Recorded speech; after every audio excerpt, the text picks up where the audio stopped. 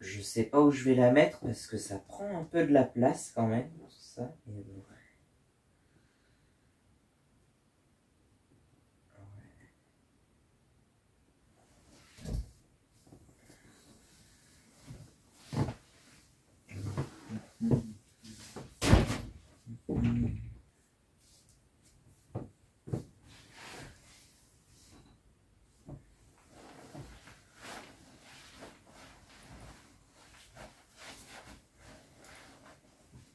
Bon, bien le bonjour, rebonjour et re-bienvenue. Nous sommes le... Ah oui, on est le 14 février aujourd'hui. C'est la Saint-Valentin, alors... Ouais. D'ailleurs, je sais pas pourquoi la fête des amoureux, la fête romantique et tout ça, on le fait le 14 février, le jour de la Saint-Valentin, donc. Ça aurait pas été plus logique de la faire le 9 août, parce que le 9 août, c'est le jour de la Saint-Amour, justement. C'est beaucoup plus logique, non? Bon. En tout cas, vous savez que je suis toujours célibataire, mais en même temps, j'ai que 20 ans, et vu que je m'entends avec personne, je suis pas prêt de fonder un couple et encore moins d'avoir des enfants, tu vois. Mais pourquoi on parle de ça? C'était pas ça le sujet de la vidéo de base. Ah oui, pardon. On est le 14 aujourd'hui et la vidéo doit sortir le 17 février. En général, je prends pas autant de retard que ça. Enfin, en général, je prends toujours au moins une semaine d'avance pour les vidéos et je sais pas pourquoi, mais c'est vrai que c'est mieux. Y en a qui vont trouver que c'est mieux de tourner le plus récent possible, le plus direct possible, c'est-à-dire tu tournes la vidéo la veille pour qu'elle sorte le lendemain, quoi. Mais ça, je peux pas me permettre parce que là où j'habite, j'ai une connexion plus que moyenne, on va dire. Non, ça va, c'est satisfaisant pour ce que je fais, c'est assez pour ce que je fais. Mais ce qu'il faut, c'est que parfois, il faut plusieurs heures pour uploader une vidéo qui fait 20 minutes, 30 minutes, allez, 40 minutes, puisqu'elle commence à être de plus en plus longue maintenant. Alors qu'à l'origine, je voulais faire des vidéos de 20 minutes, pas plus. Mais là, je pense que je vais encore être obligé de faire du beaucoup trop long. Voilà, déjà avec l'intro, je sais pas si je vais la garder, mais bon, voilà. Et en général, je prends toujours une semaine d'avance pour que même le montage soit terminé une semaine avant que la vidéo sorte, en fait. Elles sont programmées pour sortir le samedi à 8h.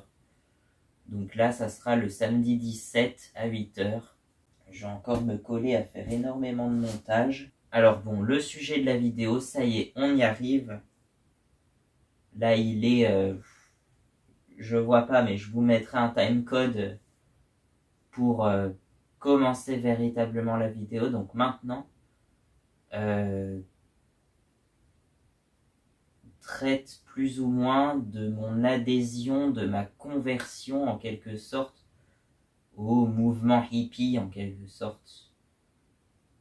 Voilà, je sais pas si je suis vraiment hippie. Est-ce que je vais pouvoir parler de ça en direct? D'ailleurs, je sais que c'est un sujet assez délicat, donc... mais effectivement, je trouve que je partage pas mal de points avec les hippies des années 60 notamment.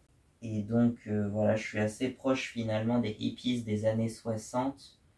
Et je disais que c'est même le fait de devenir un hippie qui m'a sauvé parce que j'ai vécu des moments très difficiles dans les années 2022-2023, surtout 2022.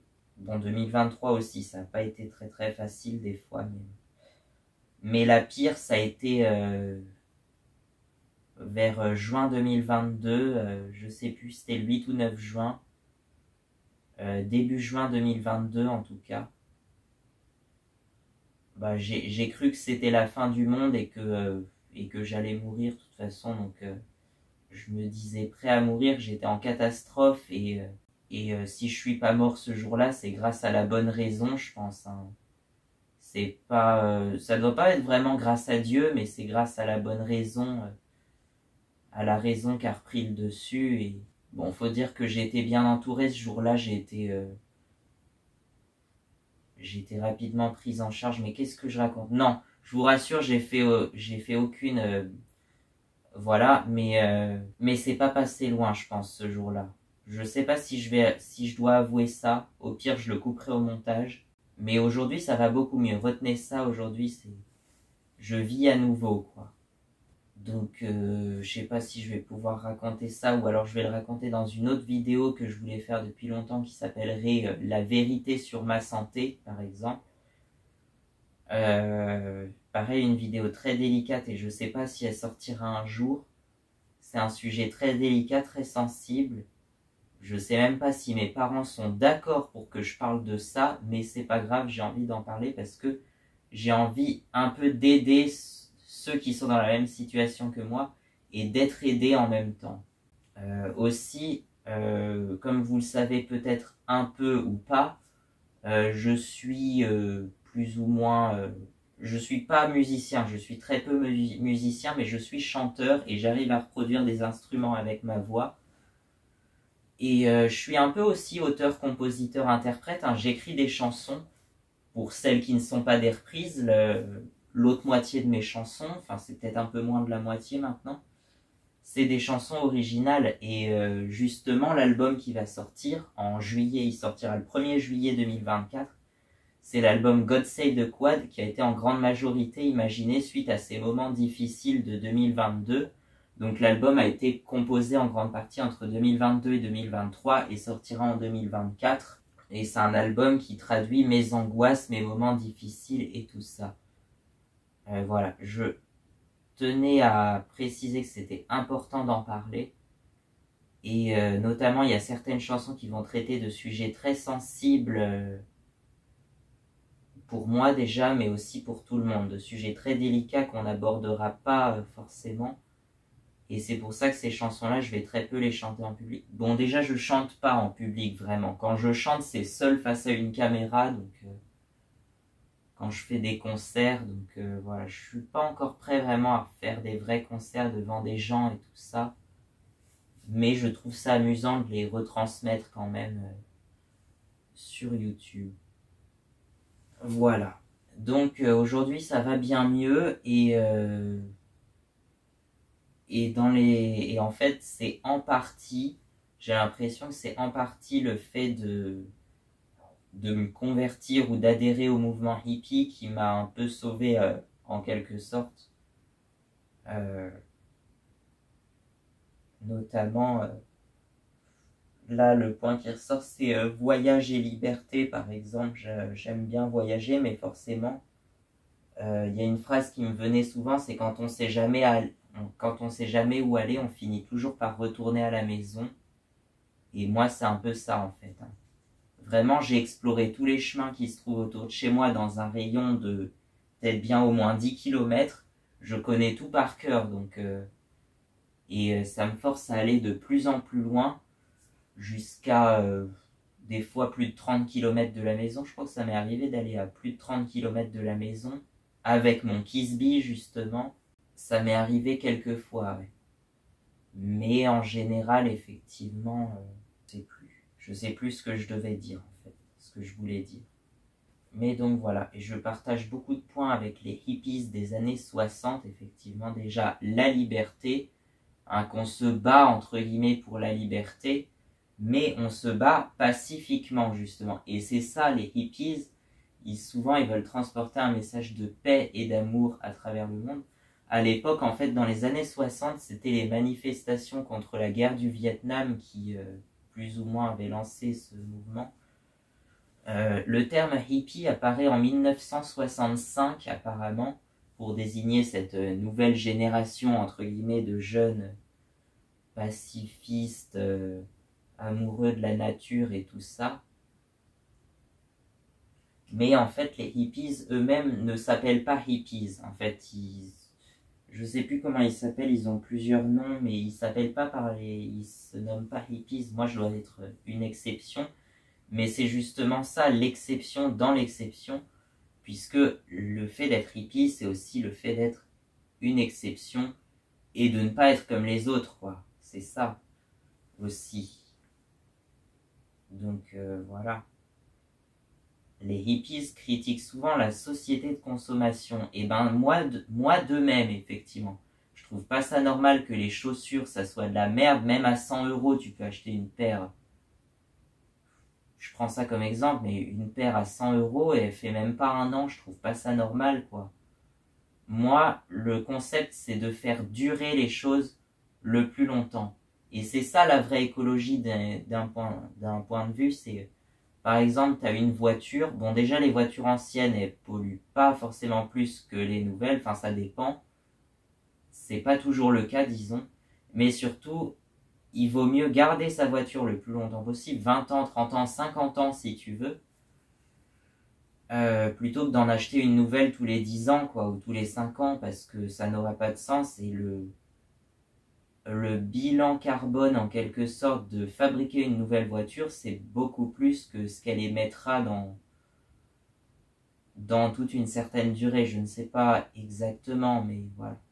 En vrai, j'ai pas trop été chercher de sources parce que tout ça, ça m'angoisse un peu, donc je préfère pas faire de recherche et plutôt faire des estimations de moi, ce qui fait que je peux dire d'énormes bêtises. Mais voilà, je me considère un peu écolo, même si je commence à de moins en moins aimer ce mot. Franchement, parce que l'écologie, c'est devenu n'importe quoi aujourd'hui. Vraiment, le monde entier, enfin, pas le monde entier justement, mais le gouvernement, tous les gouvernements occidentaux, mais en particulier celui de la France, j'ai l'impression.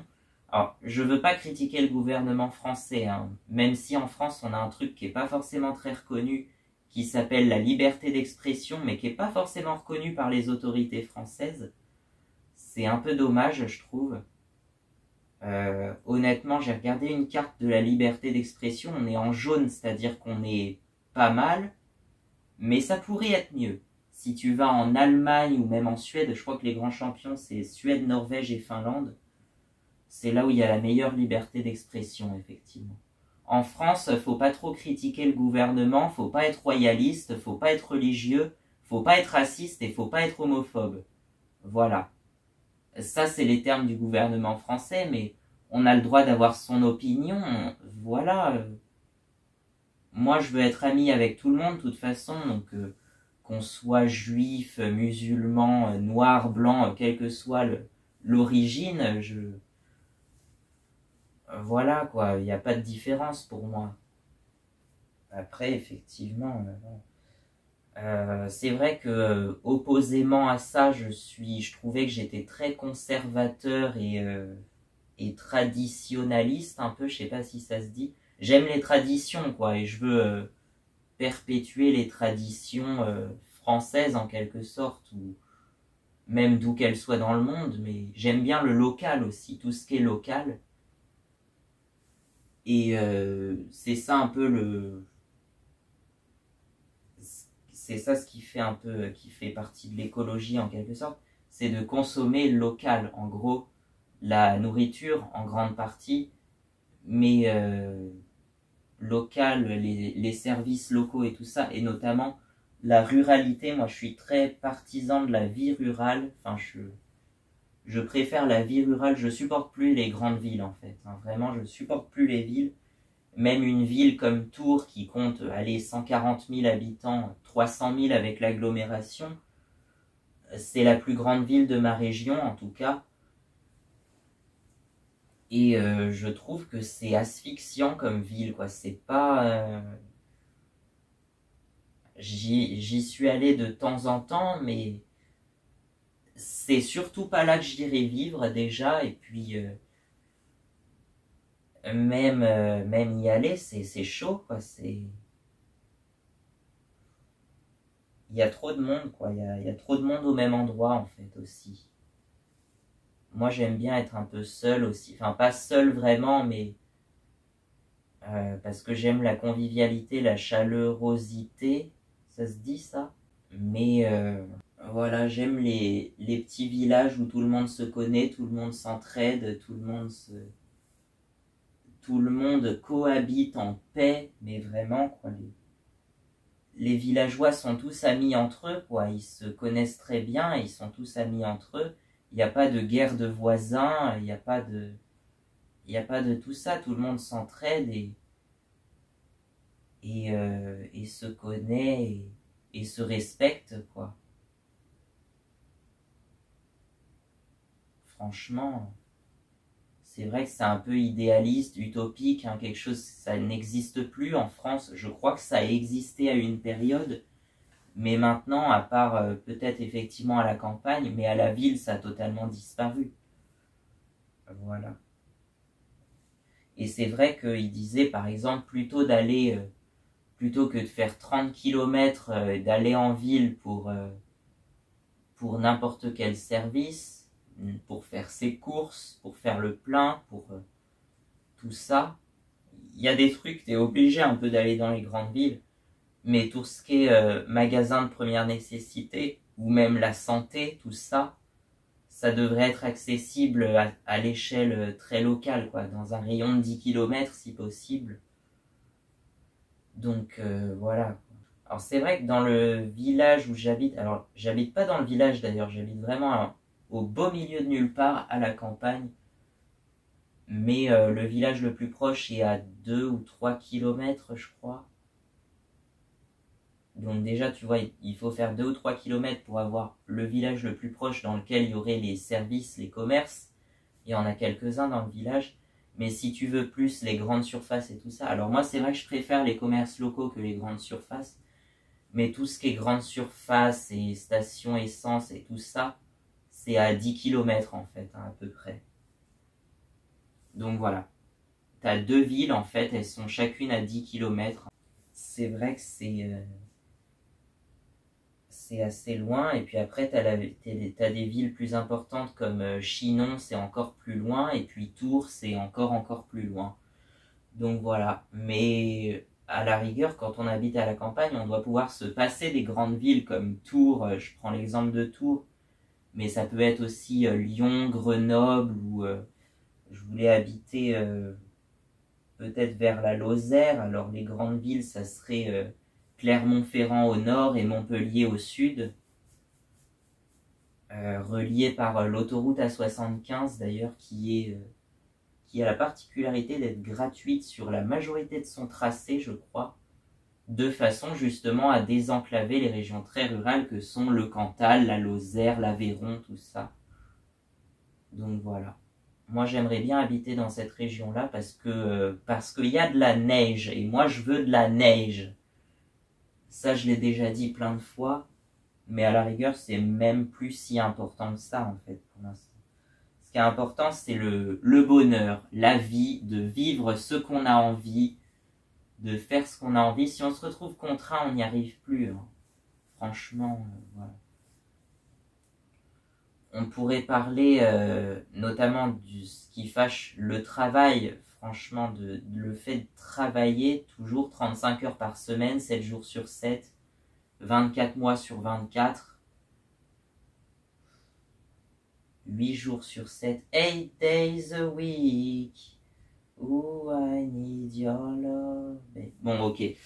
Ça, je pourrais pas. J'ai essayé maintes fois. Je peux pas, j'y arrive pas, je peux toujours pas. Donc voilà, ça va être compliqué de gagner un salaire, et c'est franchement dommage qu'on soit obligé de, moi j'appelle ça être corvéiste pour pouvoir vivre. Ça se fait pas quoi, je suis désolé, mais c'est pas normal. Pourquoi on devrait travailler toute notre vie, une bonne partie de notre vie, une bonne partie de la semaine? En moyenne, c'est 5 jours sur 7, juste pour avoir de quoi vivre, en fait. Pour pouvoir manger, pour pouvoir... Moi, je trouve pas forcément ça très normal, mais bon. Enfin, c'est normal selon les gouvernements, mais c'est pas normal selon moi, quoi. C'est la culture occidentale qui veut ça, effectivement. Alors, j'ai rien contre la culture occidentale, au contraire, je la défends pour tout ce qui est tradition, en tout cas. Pour ce qui est politique et monde du travail, effectivement, je suis un peu moins fan, effectivement. Mais bon, on va pas critiquer, on fait avec ce qu'on a en général, et puis voilà.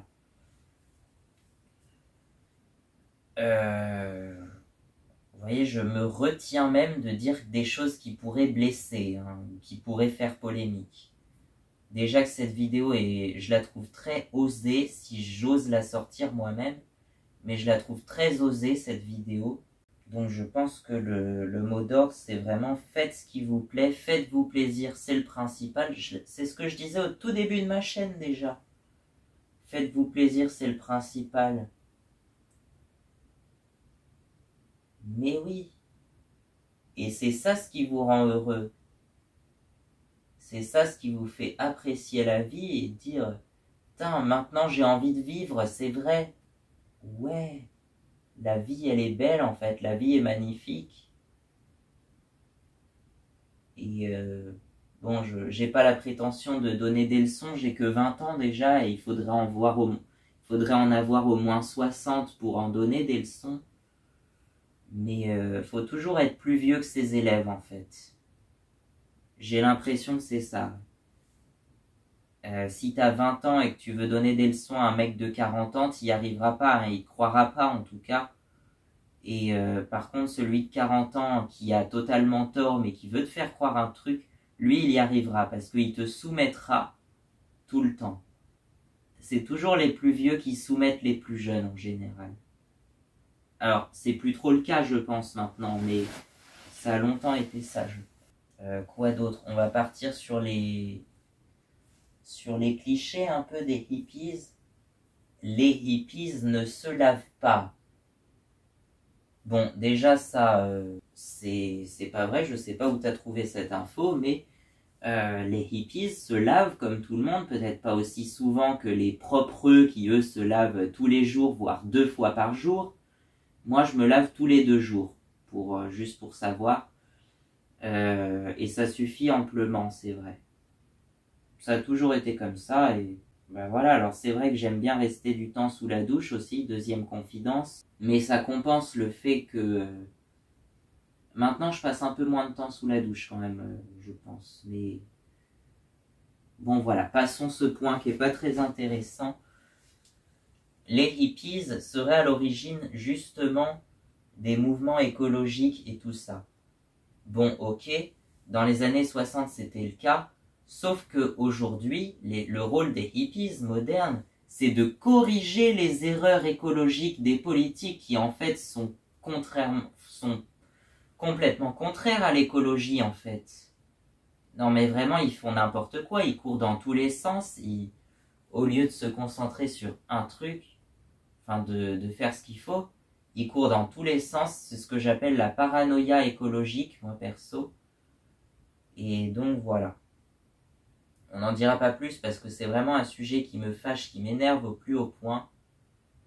Donc voilà. Et toute ma vie, je lutterai contre la paranoïa pseudo-écologique. Mais c'est vrai, les hippies sont très proches de la nature et c'est mon cas effectivement. Quoi d'autre?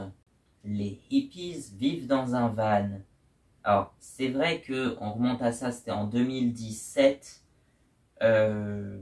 Je sais pas pourquoi on cherchait, c'était à l'époque, il y avait d'abord une première vague en fait de la van life, ça a commencé vers 2017 je pense, et c'est là qu'on cherchait éventuellement un van, un fourgon, un truc comme ça.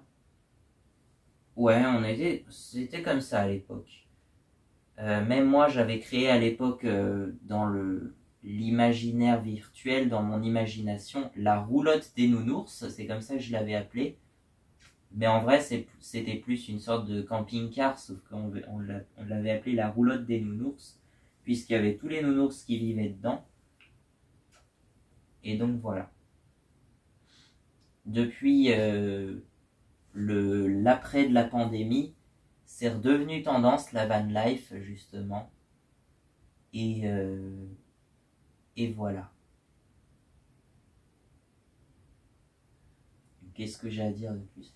Les hippies ont popularisé effectivement le van emblématique qu'on appelle le combi, mais qui, je crois que c'est pas son vrai nom, je sais plus comment il s'appelle, mais on va l'appeler le combi de Volkswagen. Donc voilà, c'est un véhicule emblématique. Toutes tous les hippies rêvent d'en avoir un. Effectivement, même moi, je trouve ça charmant, je trouve ça joli, tu vois. Donc, voilà. Moi, perso, si je devais avoir une vie nomade, déjà, ça serait pas tout le temps. Il faudrait que j'ai une résidence quand même. Parce que j'aime bien bouger, mais j'aime bien aussi me reposer et être fixe, tu vois, ne pas bouger tout le temps non plus. Et donc la résidence, il faudrait une résidence d'attache quand même. Mais de temps en temps, un petit véhicule pour voyager. Alors ça sera pas grand, soit une simple voiture, hein, comme la 106 par exemple, suffira amplement. D'autant que c'est beaucoup plus discret. Ou alors sinon un petit van, un petit fourgon transporteur, là je sais pas comment on appelle ça. Juste de quoi caser un lit et de quoi mettre la moto à l'intérieur, hein, parce que pourquoi pas. Parce que moi je voyage beaucoup en moto surtout, enfin je veux faire de la moto. C'est pas encore le cas, mais je dois passer mon permis cette année. Et moi c'est la moto, quoi. Je veux faire de la moto surtout. Mais je vous vois tout de suite pas une grosse cylindrée et une moto urbaine. Non, moi c'est une super motard 125 que j'ai, ça me suffit. À la rigueur, je pourrais avoir une 250, c'était ce que je voulais à la base, mais je pense dans un premier temps, une 125, ça va peut-être suffire. Et c'est ce que je me posais la question justement. Mais où sont passées les moyennes cylindrées, quoi? Les seules motos que je vois dans la rue couramment, c'est des 50 cc ou à l'inverse des grosses cylindrées de plus de 600 cc. Mais celles qui sont entre 125, alors des 125 il y en a quelques-unes quand même. Mais de 150, 250, tout ça jusqu'à 600 cm3, il y en a très peu, j'en ai vu très peu. Je sais pas pourquoi il y en a si peu. Alors que pourtant c'est le type de moto qui m'intéresse le plus. Mais voilà. Donc effectivement, ça serait éventuellement un van juste pour mettre la moto en fait, hein. Même le lit, c'est même pas obligatoire parce que je pourrais pas dormir dedans, j'aurais peur de me faire réveiller par des forces du désordre. Non, on oublie ça, on va couper ça. Mais vraiment, on n'est pas en sécurité en France, hein. Je préfère largement aller chez quelqu'un que je connais pour y dormir. Et je connais pas grand monde, justement. Donc voilà là où la fameuse phrase intervient. Quand on ne sait pas où aller, on finit toujours par retourner chez soi. Sans transition, un point qui va faire un peu polémique. Les hippies sont réputés pour consommer des substances pas toujours légales, effectivement. Voilà, il faut être très clair. Moi, je suis un hippie, mais très sobre. Je ne consomme pas de substances tabac, cannabis et tout ça. Non. Non merci, je ne toucherai pas à ça. Et pour ce qui est de l'alcool, effectivement, on ne peut pas dire que je n'en consomme pas parce que ça m'est arrivé, mais c'est quelques fonds de verre et très rarement. Le reste du temps, je bois de l'eau et beaucoup d'eau puisque effectivement, l'eau c'est la vie, c'est la base de tout. Tout est composé d'eau d'ailleurs. Donc voilà. C'est l'eau qui fait tout.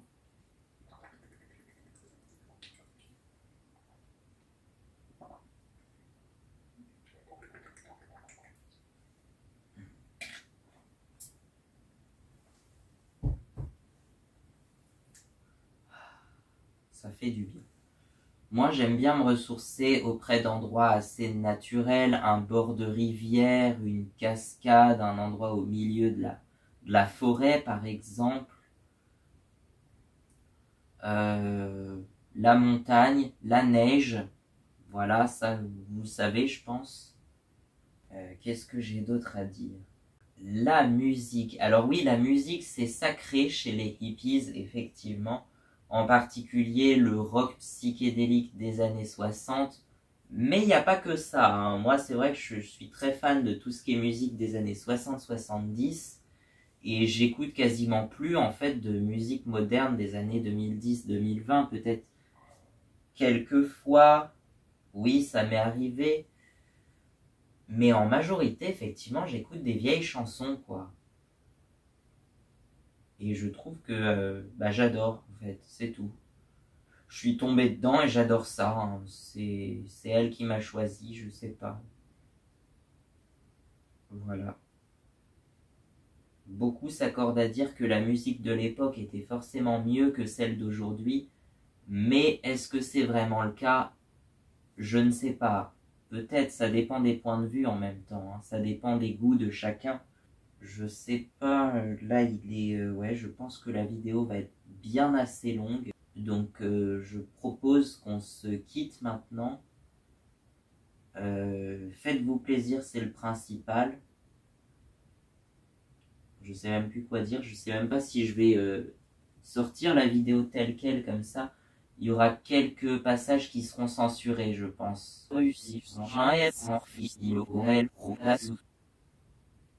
Ça, par exemple, ça sera censuré.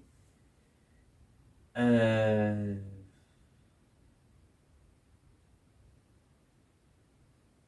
sais pas quoi d'autre. Je sais pas ce que je dois dire d'autre. Bon, bah, faites-vous plaisir, c'est le principal. Allez vers votre voie, allez vers ce que vous croyez, vers ce que vous voulez, tout ça. Ah si, et un truc justement, allez, on va le faire vite fait, Niveau de la religion, en fait, c'est le sujet le plus tabou, le plus polémique, alors on va essayer d'en parler avec des pincettes, parce que moi, en fait, j'ai été baptisé, en fait, hein, j'ai été baptisé dans une église catholique et tout ça, comme la majorité des Français, en fait. Mais comme la majorité des Français aussi, on n'est pas croyant plus que ça en fait, hein. Voilà, on est juste baptisé, on se marie, et tout ça à l'église. Mais voilà, je sais même pas, je suis jamais allé à la messe ou alors je m'en souviens pas, je sais même pas ce que c'est exactement la messe, tu vois. Sans vouloir offenser, je veux offenser personne. Je veux juste qu'on vive tous en paix simplement, parce que la terre promise, c'est-à-dire Israël et tout ça, c'est rarement la paix, voire même c'est jamais la paix par là. Quand tu as trois religions qui cohabitent sur un même territoire, souvent ça se fait la guerre et c'est ça ce qui est dommage. Donc voilà. À une époque, justement, bah encore aujourd'hui, c'est encore d'actualité, j'avais créé le personnage Maya Maha et je disais même limite que en fait, j'avais créé ma propre religion, le culte de Maya Maha. Alors je voudrais pas être considéré comme une secte, c'est pour ça que j'en parle pas. Juste moi, je suis le seul à croire en moi-même et à croire en la déesse Maya Maha. Et je sais même pas si j'y crois encore à la déesse Maya Maha, donc voilà. On pourrait l'imaginer comme une déesse sur une moto, une déesse indienne. Moi, je verrais bien une déesse indienne, enfin de style indien, un peu sur une moto. Parce qu'en plus, en Inde, il y a beaucoup de motos. Je pense que c'est le pays où il y a le plus de motos en tout, parce que c'est même devenu le pays le plus peuplé maintenant. Donc c'est forcément là où il y a le plus de motos, effectivement. Et de loin, je pense. Voilà. Parenthèse refermée. Croyez en ce que vous voulez, voilà, c'est le principal. Faites-vous plaisir. Au revoir et on se retrouvera la semaine prochaine pour une vidéo un peu plus divertissante, je pense. Voilà. Ciao, à plus. À tous les amis. On est tous frères. Bon, okay. Ah oui, j'avais oublié un truc aussi. C'est bien d'être pacifiste, mais il faut pas se laisser marcher dessus. On verra ça peut-être dans une autre vidéo, mais voilà. Faut pas se laisser marcher dessus, et si tu as des libertés à prendre, bats-toi pour les avoir, pour avoir de la reconnaissance surtout. Et une fois que tu l'auras obtenu, cette reconnaissance, la paix sera rétablie par contre. Mais voilà, c'est ce que je dis, c'est ce que j'ai dit plusieurs fois, je crois, dans mes chansons, dans mon album God Save the Quad qui sortira bientôt, là, au mois de juillet. Donc voilà. A plus, peace and love. D'ailleurs, je reviens encore un peu sur un truc. Le V motard, en fait, ça vient du V de la victoire, mais apparemment, ça veut aussi dire peace and love, justement. Donc voilà. Le V motard, le V de la victoire, le V de la vie aussi, hein, tout simplement, et de peace and love, quoi. Ouais, je connaissais le symbole peace and love, là, avec on aurait dit une forme de pas de doigt dans un cercle. Pour la petite histoire, ça vient des lettres N et D en alphabet sémaphore pour Nuclear Disarmament, donc le désarmement nucléaire, que les communautés pacifistes de l'époque réclamaient en fait. Ils voulaient le désarmement nucléaire, ce que je comprends effectivement. Et ce logo Peace and Love, je crois qu'il est apparu pour la première fois en 1958 par là. Ouais. Donc voilà. Et justement, c'est suite aux attentats qui ont eu lieu à Paris en 2015. Alors, je sais plus si c'était ceux de janvier ou ceux de novembre. Les plus meurtriers, c'était ceux de novembre, mais on en parle moins que ceux de janvier. Et ben, il y a un gars, justement, qui a popularisé l'image du logo Peace and Love, mais avec la tour Eiffel pour représenter la France, Peace in Paris, la paix pour Paris, pour la France, quoi. Et moi, ce que je veux, même en dehors des guerres, du terrorisme et tout ça, je veux la paix en France et dans le monde, quoi. Mais pour ça, comme on dit en latin, si vis pacem para bellum, si tu veux obtenir des choses, il faut se battre. Et une fois que tu les as obtenues, ça sera la paix. Enfin, on espère en tout cas. Bye bye, peace and love à tous. God Save the Quad, justement, je le disais aussi au début de ma chaîne, et ben je crois que c'était, je sais pas si je l'avais déjà défini comme le nom de mon 3e album, mais bon, c'est pas important.